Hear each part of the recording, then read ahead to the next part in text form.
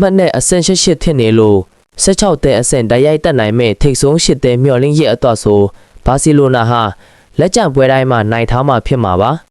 ဟန်စီဖလစ်ရဲ့အသင်းဟာနူးကမ်ကွင်းတဲ့မှာပြန်ကိုင်းဟာကလေးက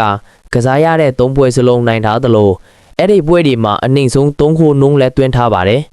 4မှတ်နဲ့အဆင့်28နေရာမှာရုံးကန်နေရတဲ့ Frankfurt ကတော့ပြီးခဲ့တဲ့စနေက Leipzig ကို6တာစဉ်ဝက်နဲ့တောင်ရှုံးခဲ့တာပါနောက်ဆုံး3ပွဲမှာ2ပွဲကို6ဖြတ်ရှုံးထားတဲ့ဂျာမန်ကလပ်ရဲ့လက်ရှိအခြေအနေကစိုးနေပါတယ်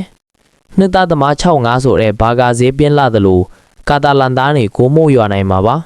ရွေးချယ်မှုဘာစီလိုနာ9ပွဲမှာ4ပွဲအနိုင်နဲ့အဆင့်4နေရာကအင်တာကဒီယာတီချန်ပီယံလိမှာတိုက်စစ်ရောခန်းစစ်ပါစွမ်းဆောင်ရေးကောင်းထားတာပါဒါပေမဲ့ချီဘူးလက်ထပ်မှာအင်တာကပွဲကြီးတယ်ဆိုခန်းစစ်ရောရလတ်ပါမကောင်းတတ်ဘူး6မှတ်နဲ့အဆင့်30နေရာရောက်နေတဲ့လီနာဘူးကတော့16သိန်းအဆင့်မပြောနဲ့ play-off အတွက်တောင်ရုံးရအောင်ပါပါအင်္ဂလန်ချန်ပီယံရဲ့ဒီယာတီအထီးကအာနယ်ချက်ကနောက်ဆုံးပွဲမှာလီကိုတော့3ဂိုးပေးရတဲ့ခန်းစစ်thứcနေတယ်